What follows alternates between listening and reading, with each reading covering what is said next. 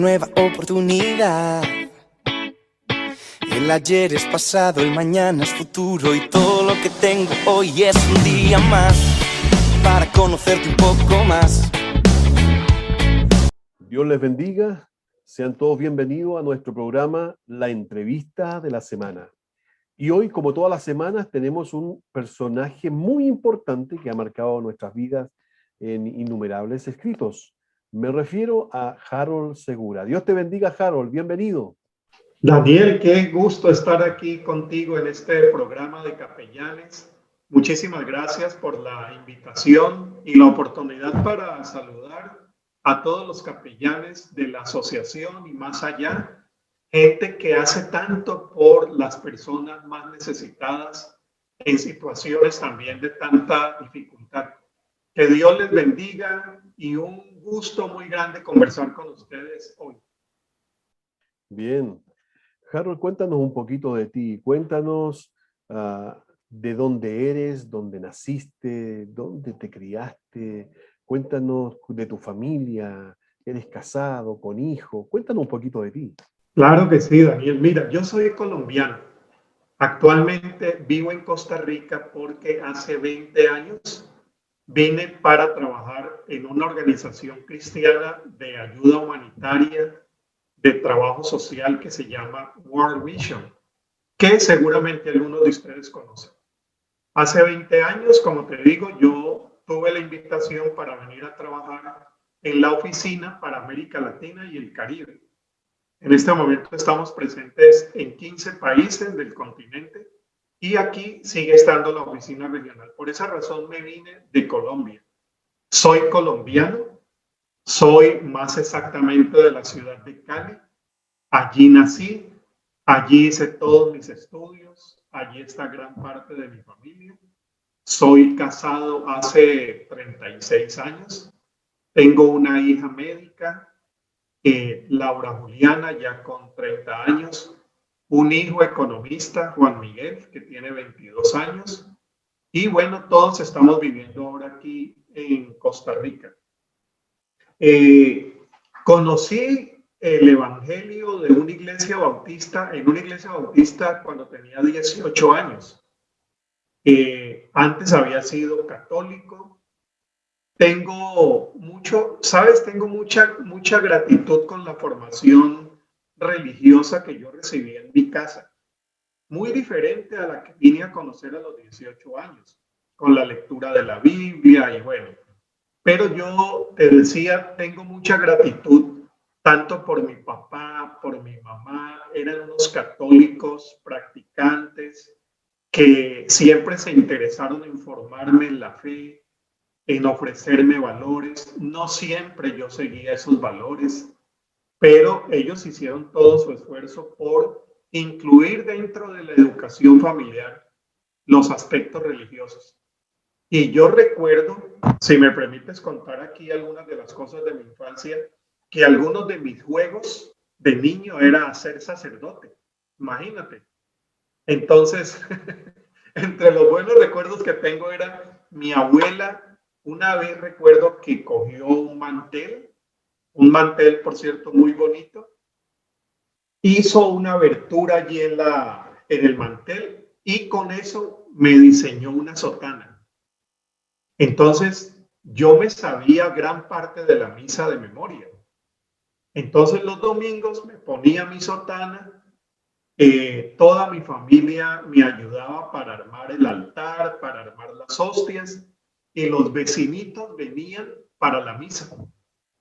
Yo ofrecía la misa y después salíamos en una procesión con la Virgen por la sala, cruzábamos por las habitaciones, salíamos por la cocina y volvíamos al altar. ¿Por qué te cuento esto? Porque yo creo que de muchas maneras el Señor obra en la vocación personal y creo que cuando yo ya llegué a una edad de 20 años y tomé una decisión por ir a un seminario, en el trasfondo, en esos años de mi infancia, habían semillas de llamamiento, de vocación, incluso de trabajo con la niñez. un niño siendo el sacerdote, acabo de pensarlo por primera vez, siendo el sacerdote de los vecinitos, dándole la hostia, haciendo las oraciones. Bueno, entonces mi infancia transcurrió con esta formación católica, pero como a los 15 años me distancié mucho de los valores, no de la fe, porque la mantenía, pero esas travesuras de muchacho de 15 años, 16, 17, hasta cuando llegué a los 18 y tomé conciencia de que yo necesitaba un cambio. Y ahí encontré una iglesia evangélica bautista que me acogió. Yo llegué porque había asistido primero a una campaña de cómo dejar de fumar en 5 días. Efectivamente, eso me ayudó mucho, pero mira todos esos hilos del tejido del Señor, cómo los va armando y los va diseñando. Entonces, después de esto, yo llegué a una iglesia queriendo un cambio mayor, más profundo. Allí me acogieron, Iglesia Bautista de San Fernando, me discipularon. Tuve un pastor que sigue siendo pastor en la actualidad, desde muy lejos, pero me pastorea, Estriberto Britton hoy. Me discipuló, me enseñó lo que era ser pastor, me dio oportunidades de liderazgo. Ya después fui a un seminario y con los años yo llegué a ser pastor de esa iglesia donde fui discipulado y donde yo llegué para conocer mejor la Biblia y los caminos del Señor. Entonces fui pastor de esa iglesia durante 15 años, 4 como copastor, 11 como pastor titular, y de allí 5 años fui el rector del seminario donde yo también había estudiado, que es el Seminario Bautista Internacional de Cali, que hoy es una fundación universitaria bautista. Entonces, 15 años como pastor, después 5 como rector, y ahora ya he completado 20 años en las labores sociales, muy comprometido con la niñez, porque somos una organización que trabaja enfocada con la niñez en situaciones de mayor vulnerabilidad. En resumen, Daniel, te diría que mi ministerio ya de 40 años ha transcurrido entre la pastoral, yo me identifico ante todo como pastor, la docencia en seminarios, universidades, instituciones de formación teológica, ahora a distancia, que hay tantas, y el trabajo social, como una persona que vincula la fe a las transformaciones sociales. Y en eso el Señor me ha tenido aprendiendo, sirviendo, escribiendo cuando he podido y conversando como estamos conversando hoy y creciendo juntos en la fe. Amén. Cuéntame una cosa, ¿cómo nace esa inquietud de poder escribir? Porque quiero decirte de que tus libros han tenido bastante impacto, por lo menos en nuestro país y en la Comisión de Capellanes. Entonces, ¿de dónde nace esa inquietud de la escritura? Sí, bueno, primero agradecerte por el aprecio que tienes por esos libros. Me emociona mucho escucharlo. Me emociona mucho que los capellanes hayan leído algunos de esos libros. Es una gracia de Dios, ya son 11 libros. Escribí uno el año pasado, finales del año pasado, que va con dibujos a propósito sobre espiritualidad cristiana. El primer libro surgió ya estando en Costa Rica. En Colombia no tenía todavía esa prioridad de ministerio, pero estando con World Vision, vi que poner por escrito algunas ideas que uno ya había madurado o estaba en el desarrollo de madurarlas, en el proceso de que crecieran, ponerlas por escrito era una forma de extender el ministerio más allá de donde a uno lo escuchaban. He sido siempre predicador, conferencista, es parte de lo que yo hago con mayor gusto, predicar y enseñar, y de por sí tiene la gratificación del grupo que te está escuchando allí. Yo comencé a ser predicador cuando todavía no se filmaban los sermones, no habían redes sociales, perdón, redes sociales. Entonces la forma de trascender llegaba hasta el lugar donde uno estaba hablando. Y pensé que escribir daba esa oportunidad de poder llegar con ideas, generar algunos diálogos más allá del salón de clase o del culto. Entonces nació así y nació con un primer librito que yo quiero mucho que se llama Hacia una espiritualidad evangélica comprometida, que ya mostraba gran parte del ministerio que yo estaba desarrollando con este ministerio social cristiano. Puse allí algunas ideas que yo había podido resumir de mi primera experiencia, de algunas experiencias en Colombia y de otras que ya estaba teniendo en América Latina con nuestra organización, sobre temas de espiritualidad, profecía, cómo entender profecía en un ambiente tan altamente conflictivo como el de Colombia, como el de América Latina. Bueno, preguntándome por esos temas que yo creo que es una inquietud que siempre he mantenido en estos años como escritor, y es cómo lograr una fe que no solamente sea relevante por la magnitud que tiene el Evangelio, sino que sea pertinente para la sociedad, para la vida, para las familias. Porque no se trata solamente de tener fe en América Latina. Si tenemos religión hace 500 años, entonces siempre me ha inquietado eso de que la fe pueda traducirse en unos patrones que transformen sociedad o que ayuden a construir una sociedad más parecida a la sociedad con la cual Dios sigue soñando. Más fraterna, más amorosa, más justa, más igual, más amigable. Entonces, creo que es como una beta que ha recorrido estos 11 libros que te menciono, tratando de que la fe sea pertinente a nuestras sociedades latinoamericanas principalmente. Entonces, nace por allí y nace de una manera muy espontánea, nada diseñado, nada predefinido. Surge de manera muy espontánea en los ratos libres, recogiendo algunas cosas que ya he enseñado, poniéndolas en orden. Y en esto uno siempre necesita a alguien quien te acompañe, te anime, claro, y al final te publique, ¿no? Y esa persona, a quien quiero reconocer aquí en la entrevista, es René Padilla, ese maestro de la Misión Integral de América Latina, que recibió algunos de mis textos. Me dijo: Harold, no lo haces tan mal, lo haces muy bien. Y cuando una persona del tamaño de René dice eso, pues uno se siente muy halagado, y él editó ese primer libro, lo publicó, y bueno, a él tengo muchísimo que agradecerle en este ministerio de la página escrita. Qué bien. Mira, hay 3 cosas que quiero abordar.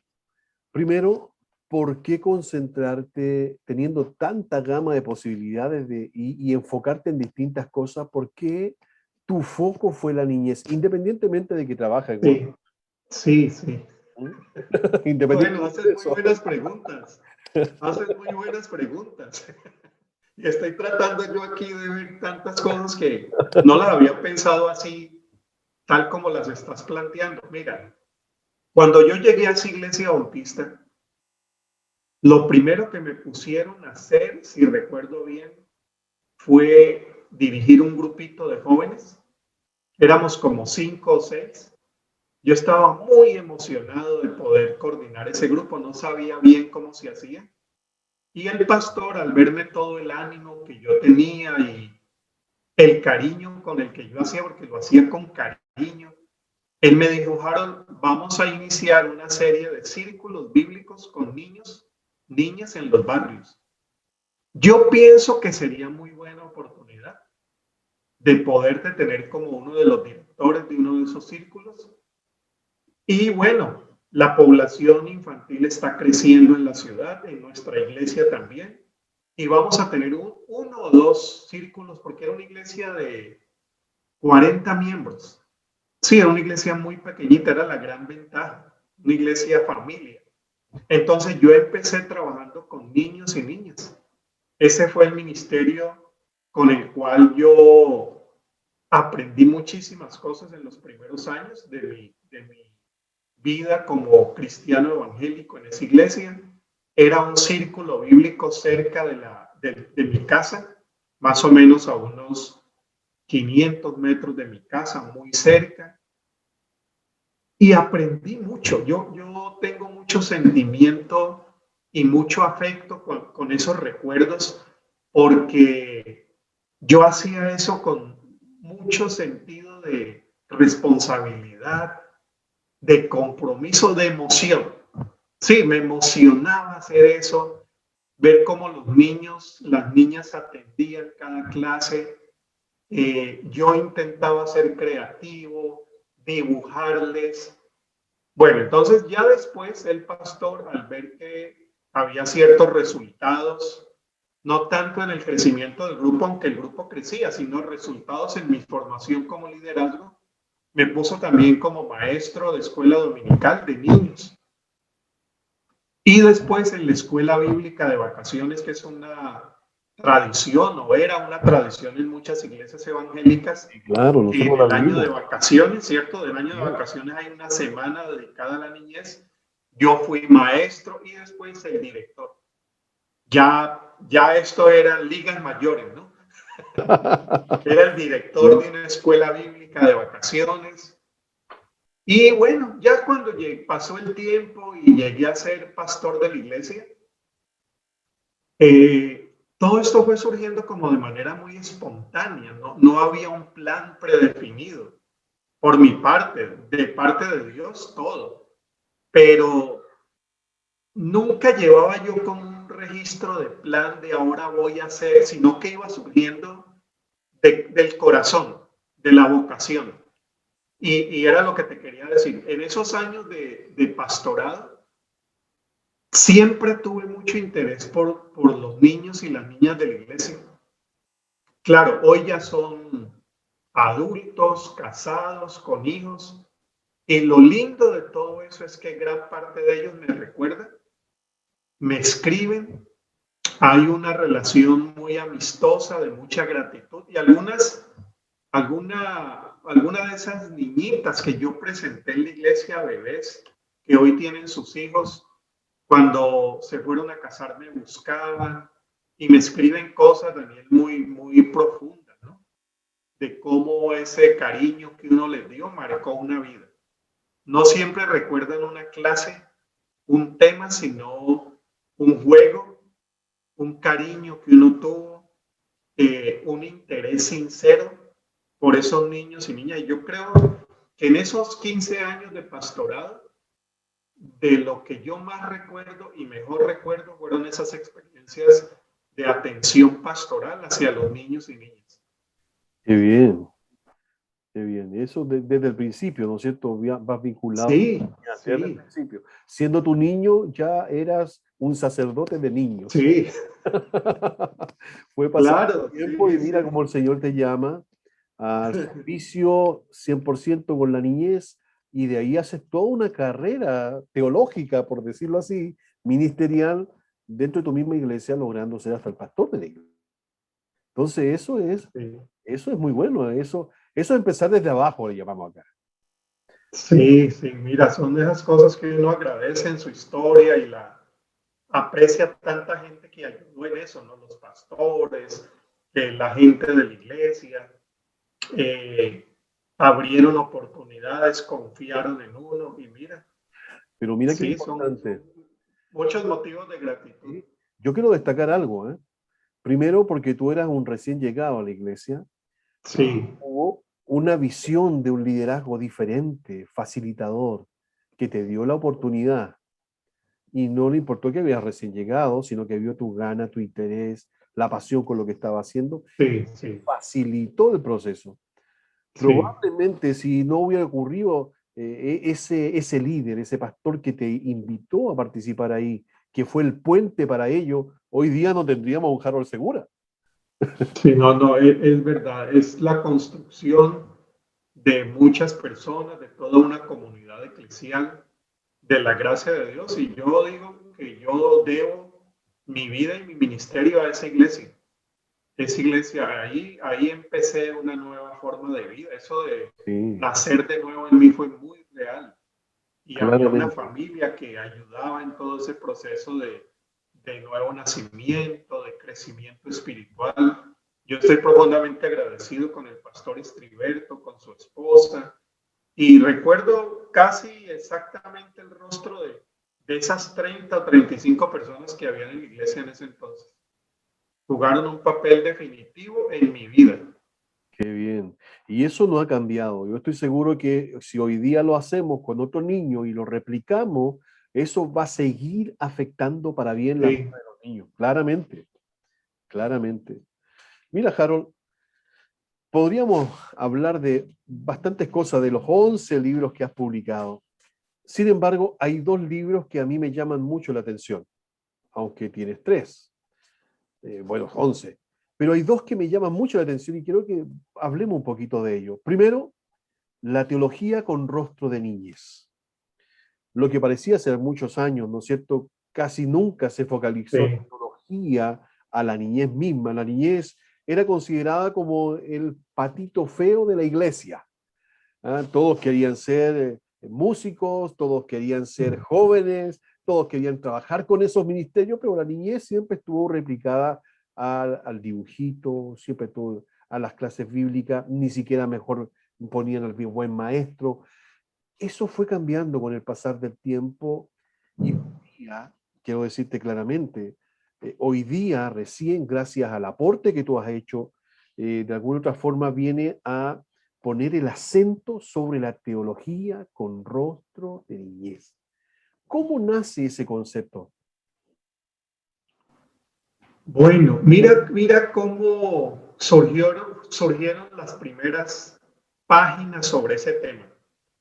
Ya estando en Costa Rica, un día mi jefe, Manfred Greller, que era el vicepresidente de nuestra organización, un teólogo, bajó a mi oficina y me dijo, Harold, yo pienso que el trabajo que nosotros hacemos con niños y niñas necesita no solamente la técnica del desarrollo social, el trabajo social, las partes del desarrollo que bien conocemos, sino que necesitamos un enfoque cristiano que nos inspire, que nos recuerde cómo Dios ve la niñez. En resumidas cuentas, ¿por qué no comienzas a pensar en algo sobre una teología de la niñez?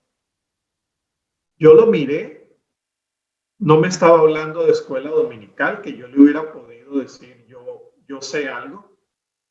No me estaba hablando de otra cosa que no fuera teología de la niñez, que era un asunto que yo no había oído hasta ese momento. Desde Manfred, yo creo que ese es un campo completamente virgen. No creo que se haya escrito sobre ese tema. Después me di cuenta que ya había unas redes en otros lugares también haciendo algún intento de teología de la niñez. Y le dije, pero para esta semana, al final de la semana, le tengo unas 2 hojitas escritas sobre el tema. Yo me interesé porque era un tema muy nuevo. Entonces comencé a buscar qué había sobre el tema, qué se podía decir sobre el tema. Y todavía conservo esas 2 hojitas donde yo decía, bueno, una teología de la niñez, lo que finalmente se está preguntando es, ¿cómo vemos la niñez desde la perspectiva del Dios en el cual creemos? ¿Cómo opina Dios? ¿Qué dice su palabra? Entonces fui diseñando a manera de bosquejo, muy sencillo, algo que partía con, pues iniciemos diciendo que niñez es imagen y semejanza de Dios. Comencemos por lo más elemental, que como imagen y semejanza de Dios son seres dignos, tienen dignidad, que como seres dignos valen para Dios. Entonces fui desarrollando esa idea a partir de algo muy básico, ¿no? Muy básico. Y ahí nació después esa inquietud, ya desarrollándose de una manera más madura. Él revisó esas hojas. Él es un doctor en teología. Lo que él me fuera a decir tenía mucho valor. Me dijo que le gustaba lo que yo estaba planteando allí y que me animaba a continuar en ese camino porque a la organización le interesaba. Entonces allí se abrió toda una oportunidad de reflexión y de pasión teológica. Y bueno, ya más adelante vinieron otras ideas, entramos en diálogo con redes que también tenían interés en la teología de la niñez. Se fueron madurando más las ideas, sobre todo contrastando con otras teologías de América Latina, teología feminista, teología afrodescendiente, teología indígena, cómo habían hecho eso y cómo habían dejado por fuera siempre niñez. Incluso teología feminista no siempre enfatizó la niña. Teología indígena no siempre habló del niño indígena. Sí. Afrodescendiente no siempre habló del niño afrodescendiente. Entonces yo dije, allí hay un gran vacío en estas teologías en genitivo que llaman, tan necesarias, teologías contextuales. Y ya en este momento tenemos la gran satisfacción de que hay más personas trabajando el tema. He dirigido varias tesis universitarias y de seminarios en el tema de teología de la niñez. Sí. La última fue a una religiosa católica que hizo una tesis en una de las universidades de Costa Rica. Ella es una religiosa guatemalteca y me dijo, Harold, yo me he interesado por este tema y dentro de la Iglesia Católica hay muy poco. Entonces tomé tus libros y bueno, mira, tanta gente, después nos conectamos con redes en Asia, África, en Europa hay una red muy desarrollada de estos temas y sobre todo, Daniel, otra vez volviendo a lo que te decía antes, esto se mantiene en la línea de cómo lograr que la fe sea más pertinente.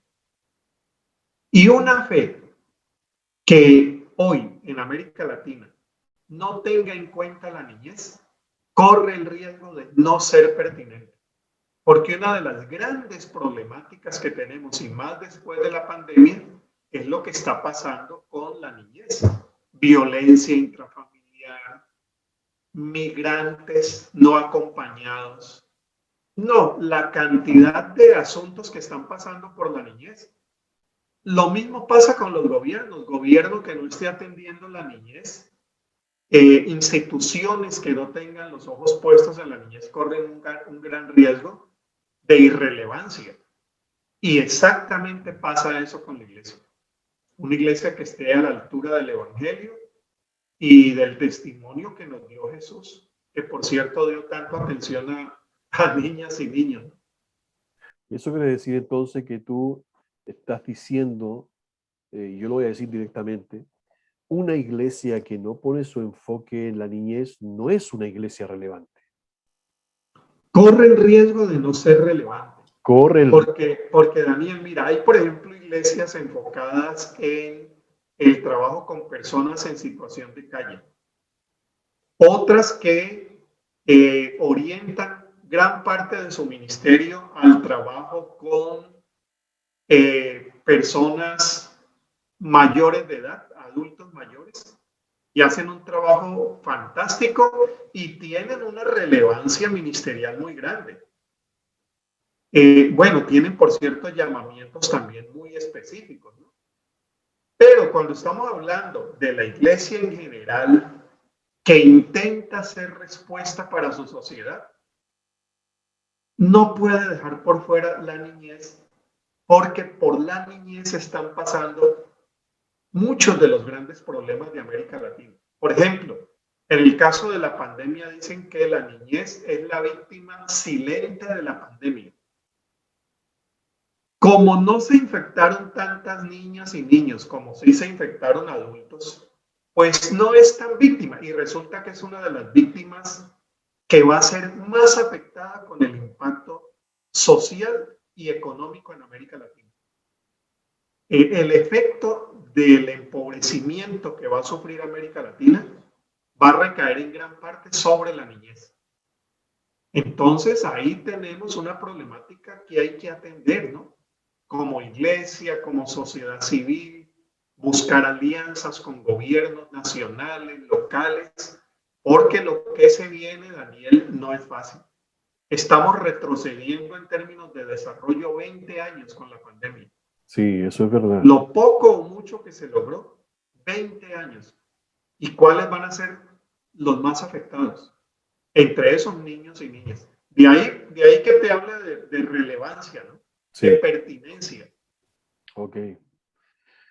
Otro de los libros que me llama mucho la atención es prácticamente una revolución. Bueno, quiero decirte que la teología de la niñez, que nace en 2016, ¿no? Sí, sí. Viene de alguna u otra forma a fortalecer estos conceptos que algunos teníamos en cada uno de nuestros países. Yo mismo, en el 2009, comencé un ministerio que se llamaba Iglesia de Niños, y que eran niños pastoreando niños. ¿Ah? Sí. En ese entonces era algo que no tenía pies ni cabeza, porque todos los pastores decían, Claro. ¿cómo los niños van a pastorear? Un niño no puede pastorear. Pero Sí. al pasar del tiempo nos dimos cuenta que sí, los niños pueden pastorear. Y si le entregamos un programa acabado donde ellos mismos van enseñando a otros, efectivamente se hizo la iglesia de niños y fue una revolución. Uh-huh. Por lo tanto, la teología con rostro de niñez vino a marcar un hito muy importante. Pero ya el 2019 vienes con otra revolución y nada menos que la revolución de la ternura. ¿Cómo nace esta revolución que de alguna otra forma viene también a impactarnos? Porque en una sociedad que se empezó a preocupar de ella misma, de tratar de satisfacer sus propias necesidades, Uh-huh. la iglesia no quedó marginada de eso. La iglesia se fue fortaleciendo y haciendo cosas para su propia iglesia, bajo el concepto de que todo lo que yo hago es para hacer crecer la iglesia en forma numérica. Por lo tanto, lo que tú hacías en lo social repercutía con un cambio importante también al interior de la iglesia. En otras palabras, parecía que todo lo que hiciéramos socialmente era para llevar a los miembros a la iglesia. Un concepto que yo puedo discrepar un poquito, pero no es el tema ahora. Pero luego aparece ya el 2019 una revolución diferente hablando de la ternura, la revolución de la ternura. ¿Qué pasó ahí? ¿De dónde viene eso? Oye, hermano, porque si ya era una locura hablar de teología de la niñez, claro, y luego aparece el 2019 hablando de una revolución de la ternura, ya ahí, hermano, ¿qué pasó? Bueno, te cuento un poco la conexión que tiene ternura con niñez. Todo surgió con una encuesta mundial que hizo World Vision a niños y niñas preguntando cuál era la problemática que ellos pensaban que una ONG debería atender como prioridad. ¿Qué era lo que más estaba doliendo en Asia, África, Europa del Este, América Latina? Nosotros pensábamos, Daniel, que iban a responder alrededor de los temas en los cuales nosotros somos especializados. Salud, educación, derechos, microeconomía. Pero no. Por encima de esas necesidades, ¿sabes cuál respondieron en primer lugar? Violencia. Eso cambió, eso hizo un salto muy grande en las formas de nosotros entender nuestro ministerio en el mundo. A partir de esa encuesta, nuestra organización comenzó a pensar que esa problemática en verdad era una problemática que teníamos que atender de frente como organización, junto a las iglesias, junto a los gobiernos y junto a las instituciones con las cuales solemos trabajar. Y comenzamos a buscar información. Nos dimos cuenta, por ejemplo, que en América Latina tenemos el 9% de la población del mundo Yo pensé que éramos más, pero dicen el 9% de la población mundial está en América Latina. Pero que aquí se produce el 33% de la violencia de todo el mundo. Es decir, hay una desproporción por la que hace que las instituciones mundiales, alguna de ellas haya señalado que América Latina es el continente más violento de todo el planeta. Esa violencia ya nos la estaban anunciando los resultados de la encuesta. Tiene como primeros afectados principalmente niños, niñas y mujeres. Nosotros comenzamos a pensar cómo responder a la violencia. Y ahí surge lo de ternura. Es decir, en lugar de hablar no a la violencia, propongamos algo. Y la propuesta que nosotros como organización tenemos es la propuesta de no a la violencia, sí a la ternura. Y que esos modelos de violencia que comienzan a instalarse precisamente en la familia, en esa misma familia deberían comenzar a instalarse los modelos contrarios a la violencia, que es la ternura. Y ahí nos surgió ya la propuesta un poco más completa. Hablemos de crianza con ternura. Porque si desde los mismos primeros años comenzamos a educar sin gritos, que es violento, sin insultos, sin golpes y sin descalificaciones, estaremos contribuyendo a una América Latina que pueda superar los índices de ese 33% de violencia. Entonces la propuesta surge, como estás viendo, otra vez vinculado a niñez. Bueno, eso lo fuimos después desarrollando un poco más. La doctora Ana Greller, que es la coeditora de ese libro, ha desarrollado todo un marco conceptual sobre ternura. Se ha hecho una investigación, digo yo, a fondo sobre ese tema.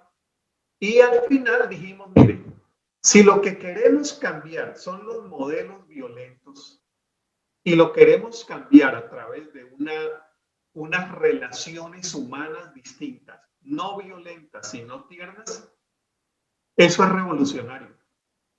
Pero no es una revolución como las que conocemos, sociales, políticas, sino que es una revolución cultural. Es decir, que no solamente cambia la estructura social de gobierno, sino que cambia las maneras como vivimos en la casa. Y esa es la revolución más difícil. La revolución más difícil es aquella que cambia las maneras de vivir. Por eso le hemos llamado una revolución. No social, no tecnológica, sino cultural. Y pensándolo bien, la revolución que propone Jesús es una revolución de nuestras formas de vida. Una revolución cultural. Claro. Entonces de allí surge lo de la ternura, una revolución pendiente. Hemos tenido revoluciones sociales, culturales, políticas. Ahora hace falta una revolución que nos cambie las maneras de ser y actuar con la niñez y con las demás personas. De allí ternura, la revolución pendiente, Daniel. Bien. Ahí entiendo. Tuvimos el 2016, nos saltamos al 2019 y el 2020 ya hay 2 libros más. 2 libros más. Uno es Más allá de la utopía y Trazos y rostros de la fe. Todo eso también vinculado a la niñez. Bueno, el de Más allá de la utopía no. El de Más allá de la utopía y el de Trazos y rostros que acabas de mencionar y que te agradezco, vienen por otra línea de mi interés personal, pastoral y teológico, que es la espiritualidad cristiana. Espiritualidad y liderazgo. Entonces, Más allá de la utopía, la del 2020 es la 4ª edición. Ya viene con unas correcciones, viene con una edición, unos complementos que puse durante ese año.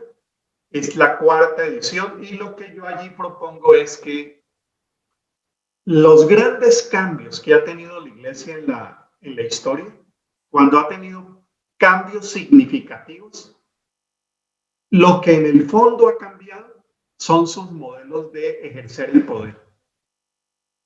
Entonces, me voy a la historia de la Reforma. La historia de la Reforma luterana y de las reformas posteriores fueron reformas de doctrina, sí, pero cuando uno dice toda la Reforma luterana era el cambio de la justificación por la fe, está dejando por fuera muchas otras cosas que fueron las que pusieron iracunda a la iglesia, que eran los temas del poder. Entonces yo digo, los temas no siempre son doctrinales. El tema del poder ha estado allí. Y si hoy queremos cambiar nuestras formas de ser iglesia, pues en lugar de andar buscando nuevas doctrinas o nuevos formatos de culto, yo pienso que lo que necesitamos cambiar son los modelos de ejercicio del poder. Pastorales más horizontales, menos jerárquicas, menos autoritarias, pastorales más participativas, donde las personas que llamamos laicas sean de verdad ministros, ministras que sirvan al Señor, donde haya un ejercicio del ministerio más humilde, más amistoso, como Jesús dice, ya no llamaré siervos, sino amigos. Entonces, bueno, fui a la reforma luterana, fui a la gran reforma que hizo Benito de Nurcia con los monjes antiguos, me fui a este Eclesiastés, ¿qué dice Eclesiastés sobre el poder? Entonces es un libro que, en resumidas cuentas, está diciendo lo que hay que cambiar son nuestras formas de ejercer poder. Y para cambiar eso, no son suficientes talleres de psicología. Hay que llegar al corazón del hombre. ¿Y quién llega al corazón del ser humano? El espíritu. La espiritualidad. Claro. La espiritualidad. Entonces ahí viene mi interés en espiritualidad y liderazgo de servicio.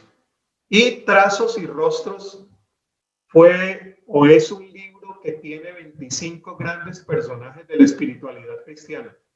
25 grandes: Agustín de Hipona, Catalina de Siena, Juan Clímaco, Juliana de Norwich, Hildegarda von Bingen, Martín Lutero, Dietrich Bonhoeffer, Óscar Arnulfo Romero. Bueno, hoy desde el siglo III hasta el XX, tratando 25 personajes. Y como hace poco me dio por dibujar, por ahí tengo un dibujito mío, yo dibujé cada uno de esos personajes, hice una pequeña reseña personal de cada uno, unos textos del personaje y unos ejercicios de espiritualidad para hacer con cada personaje de eso. Entonces, ha resultado algo para mí muy sorpresivo, que alguien haya visto los dibujos y quiera también publicarlos, y yo feliz. Qué bien. ¿Te das cuenta cómo se fue armando todo un plan redentor eterno con tu vida? De alguna Sin duda, forma, claro que sí. Sin duda. Que ha ido impactando. Yo creo que Latinoamérica de alguna u otra forma ha sentido el aporte que has hecho tú a través de tus libros. Gracias. Algo de World Vision. Yo creo que de alguna u otra forma esto nos ha ayudado. Nos ha llevado a vivir un evangelio más pertinente, un evangelio contextualizado, y nos ha hecho sentido a ver una realidad diferente. ¿Por qué digo esto? Digo esto principalmente porque cada uno de nosotros ha ido creciendo con tradiciones, y estas tradiciones de alguna otra forma fueron marcando el camino, la ruta a la cual cada uno de nosotros tuvimos que seguir siempre.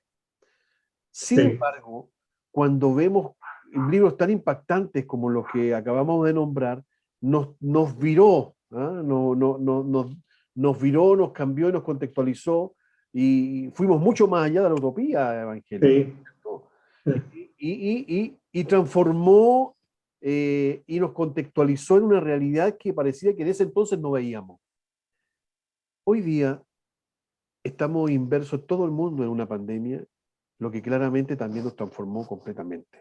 Así es. Yo tengo la seguridad que la iglesia no va a volver a ser la misma. No. Yo creo que los ejercicios de poder jerarquizados también ya llegaron a un punto final.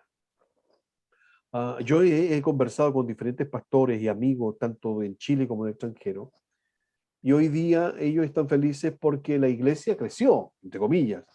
Antes tenían 40, 50 personas y hoy día podemos estar por las redes 100, 200 personas al mismo tiempo. Pero también ahí hay una lectura diferente, porque el compromiso que nosotros conocemos tradicionalmente como compromiso de la persona con su iglesia local, también eso va a cambiar. Sí, sí. Conociendo ya esto, ¿cómo ves tú el evangelio post pandemia? ¿Cómo te imaginas tú el ejercicio de la pastoral, principalmente la pastoral? ¿Cómo te imaginas tú el ejercicio de la pastoral post pandemia? Sí, sí. Bueno, te voy a decir cómo lo entiendo yo.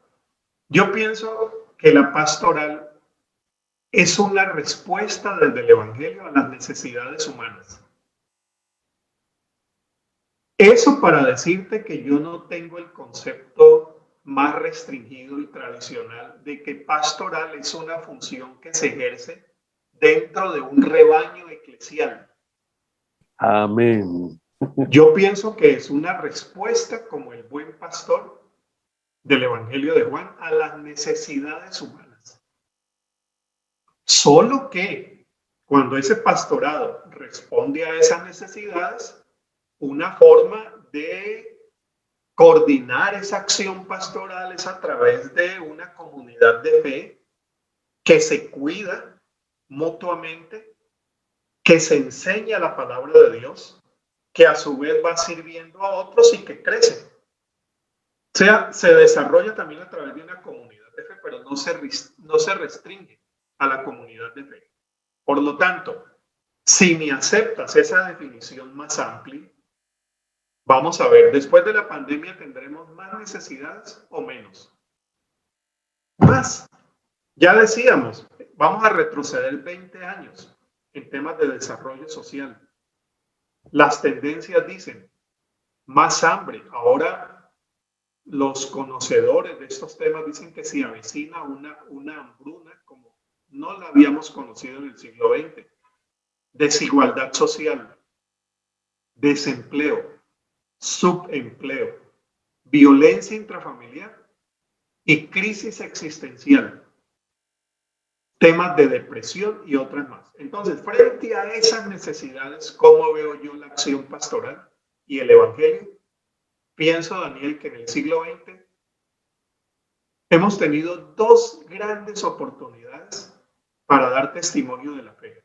Las guerras mundiales con el Holocausto y la pandemia. Son las grandes oportunidades de decir, aquí está el evangelio. Aquí estamos las personas cristianas en el nombre de Jesús para ver cómo servimos mejor. A partir de esas necesidades podríamos reorganizar, podríamos reconfigurar o resignificar, que es un término que me está gustando mucho, resignificar qué es ser iglesia. Sí. A lo mejor entra en crisis es el modelo tradicional de iglesia. No entra en crisis el evangelio. Claro. Una de las 10 grandes tendencias de la pandemia dice que la gente ahora está más abierta a temas existenciales, a temas de la muerte, a temas límite de la vida. Y el evangelio viene para responder eso. Entonces, o me pregunto si el modelo de iglesia tradicional va a entrar en crisis. Yo pienso que sí. Yo pienso que puede entrar en crisis porque está entrando en crisis la modalidad de reunión presencial. Al entrar en crisis la modalidad de reunión presencial, entra en crisis el modelo de financiación. Sí, claro. Necesitabas un gran local para tener 500. ¿Cómo sostenemos esos 500? Bueno, pero es que ahora no va a ser necesario. Si es que nos vamos a mantener en modalidades virtuales, entonces entra en crisis modelo de poder. Entra en crisis función pastoral. Quienes tenían el modelo pastoral que decía que el pastor es el que aconseja, el que visita, el que predica, el que enseña y el que receta la fórmula de vida, en la pandemia entró en crisis porque el pastor no los podía atender a todos. Y comenzó a generarse más una pastoral en redes. Entonces, esa crisis podría ser buena para abrirnos a nuevas formas de ser iglesia más abierta a la sociedad, más servicial, donde nos reunimos no para el culto solamente, sino para coordinar el ministerio que necesitamos hacer y atender las necesidades. Y ustedes como capellanes tienen mucho más que enseñarme en eso de atender necesidades. Y a partir de allí se reconfiguran siempre los modelos de iglesia. Pienso que esta iglesia que levantamos en los últimos 50 años y de la cual somos culpables todos, una iglesia gorda, no siempre saludable, llena de gente, no siempre llena de compromisos. Era necesario que se replanteara el modelo y si la pandemia lo va a replantear, pues bienvenida, ¿no? Bienvenida. Hay muy pocas cosas buenas en una pandemia, pero esta en algo nos ayudaría y generar modelos más comunitarios, más serviciales, más participativos, más sociales, con el centro en Jesús y en el cultivo de una fe que desarrolle una espiritualidad que apunte a la vida y a la transformación humana, más que a las declaraciones de fe, apunte a la vivencia del evangelio como los 4 evangelios nos lo enseñan. Sí, y yo le tengo que agregar algo más a todo lo que tú dijiste, porque a los ministros ahora se nos va a exigir mucho más. Los feligreses, la sociedad entera, está más tiempo conectada en el computador, tiene acceso a más información, por lo tanto ya no va a escuchar cualquier cosa. Aquí se necesita la espiritualidad claramente para recibir revelación y tener una formación pertinente y contextualizada, como tú dijiste antes. Porque ya no va a bastar con un simple mensaje, no va a bastar con un simple pensamiento, sino que ahora se necesitan más ministros más preparados. Claro, claro. Así va a ser. Así va a ser. Es el momento del evangelio, Daniel. Es el momento de la iglesia. Es el momento de la espiritualidad y es el momento de la teología. Sí. Con la pandemia y esta enfermedad que ha quitado tantas vidas en el mundo, ¿cómo ves tú qué ha pasado con la iglesia? Porque pareciera que la iglesia guardó silencio. Antes habían campañas de sanidades, milagros, y hoy que estamos en pandemia, como que la iglesia guardó silencio. ¿Qué crees tú que ocurrió?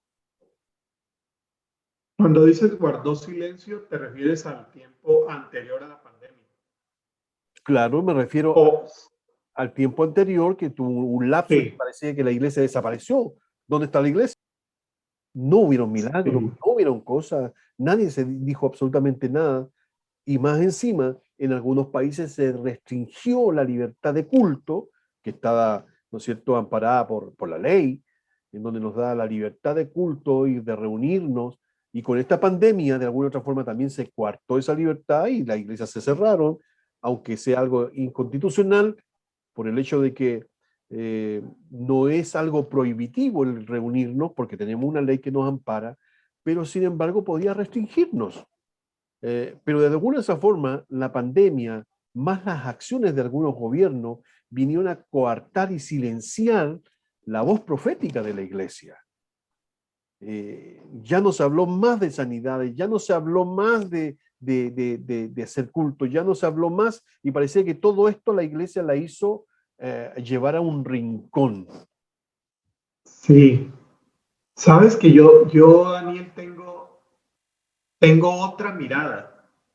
No contraria a la que tienes, sino quizá que pudieran balancear esa mirada un poco pesimista.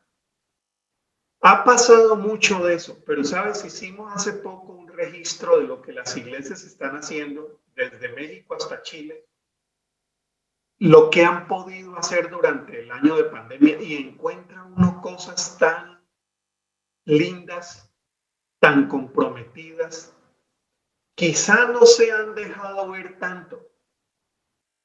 No sé si esa sea la razón, pero hay también un balance positivo de iglesias que se han movilizado a través de su acción social, tratando de brindar ayuda en medio de todas las limitaciones que bien mencionaste. No se pueden reunir, no pueden salir, no pueden recoger alimentos no pueden, y en medio de todo eso lo han hecho.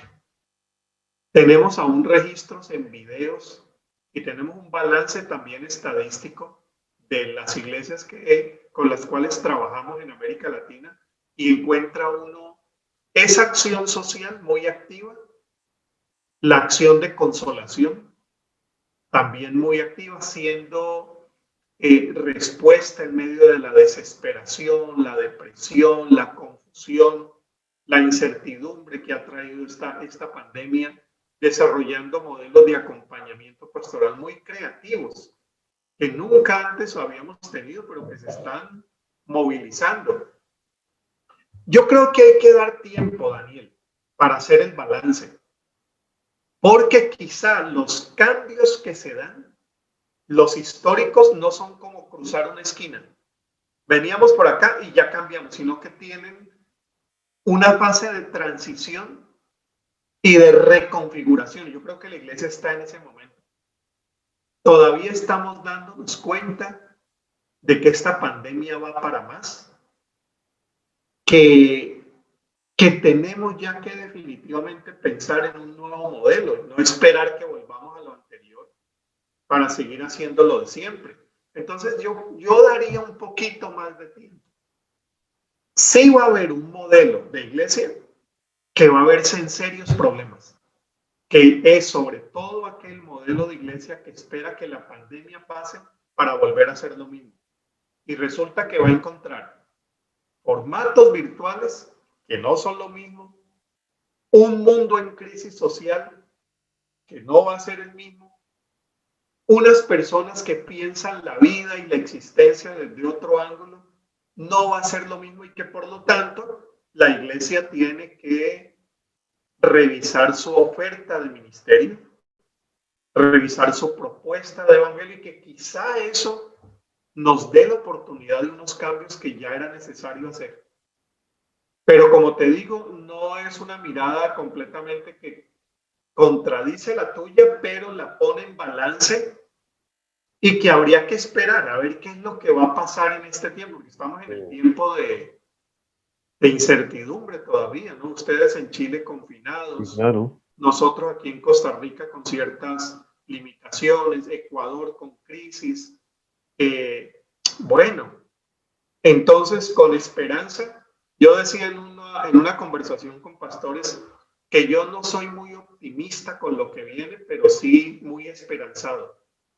Tengo esperanza. Entonces, a partir de esa esperanza, esperar también que salgan cosas buenas. Yo espero que sí, Daniel. Qué bien, qué bien. Acá en Chile tenemos un dicho que dice: la esperanza es lo último que se pierde. Es lo último que se pierde, sí. Igual decimos en Colombia. Qué bien. Así debe ser, Daniel. Qué el bien, Señor Harold. de la esperanza nos llene de esperanza. Así es. Qué bien, Harold.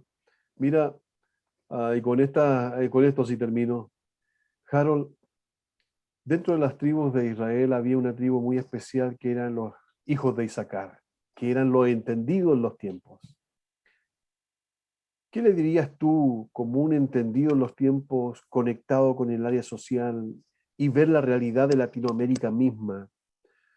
¿Cuál sería tu consejo personal para aquellos capellanes, pastores y obispos que van a estar viéndonos a través de esta red, por radio y televisión online, y quisieran escuchar un consejo tuyo, entendiendo los tiempos que se nos avecinan, que ya claramente nos dicen que no son tan esperanzadores, pero la esperanza es lo último que se pierde, para que ellos estuviesen preparados en los próximos años? ¿Cuál sería tu consejo?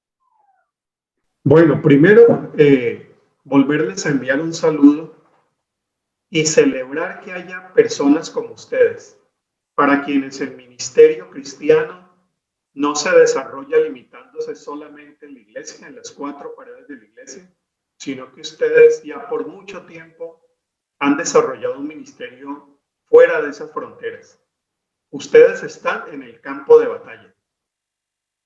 Por lo tanto, mi palabra de ánimo es que ustedes han llegado muy bien preparados a esta pandemia, o por lo menos mejor que muchos otros ministerios. Ustedes han llegado con una experiencia de servicio allí donde están las necesidades, a la gente en situaciones de vulnerabilidad muy grande. Entonces, tienen mucho que ofrecer a las nuevas necesidades que vienen y a la iglesia como nuevo modelo de servicio. Necesitamos que quienes han tenido experiencia tanta como ustedes enseñen a la iglesia cómo se puede hacer y a pensar estos nuevos modelos de iglesia que no se limitan a las 4 paredes del templo ni a la plataforma virtual de la iglesia, sino que miran con los ojos de Jesús donde están las necesidades y desde el corazón de Jesús intentan atenderlas con los panes y los peces que tenemos, esperando que el Señor multiplique. Yo doy gracias a Dios por personas como ustedes. Les animo a abrazarse de la mano del Señor, a confiar en Él, a cuidarse, a cuidar a los suyos y a prepararse para dar a la iglesia lo mucho que ustedes tienen para dar. Necesitamos capellanes como ustedes y yo espero que haya una iglesia abierta para aprender y para dejarse renovar a través del testimonio de servicio que ustedes en Chile y en toda América Latina tienen. Mira, yo tengo mi carnet de capellán de Colombia. Me lo dieron en la época de pastorado en Cali. Yo trabajaba con un grupo de capellanes, los quería, me querían mucho, hacíamos capellanía en cárceles. Entonces tengo mucho aprecio por la capellanía, por este servicio tan comprometido, y que Dios les bendiga, les dé fuerza, mucho ánimo, porque lo que se viene son problemas, sí, pero son muchas oportunidades de servicio.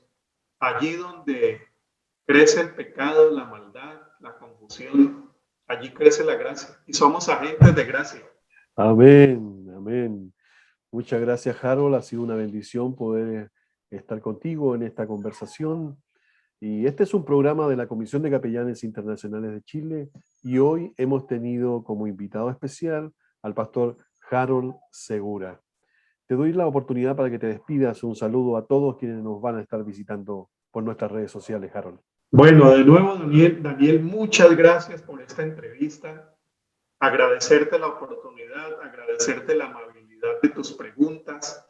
Me has hecho pensar en muchas cosas que hacía tiempo no pensaba. Sobre todo agradezco mucho a la Asociación de Capellanes que tengan este programa, que en estos momentos de tanta necesidad estén con las manos abiertas para servir. Y a todos les envío un gran saludo y un abrazo agradecido. Muchas gracias, Harold. Bueno, ha sido este programa la entrevista de la semana y nos encontramos próximamente la próxima semana con un nuevo entrevistado. Que Dios les bendiga.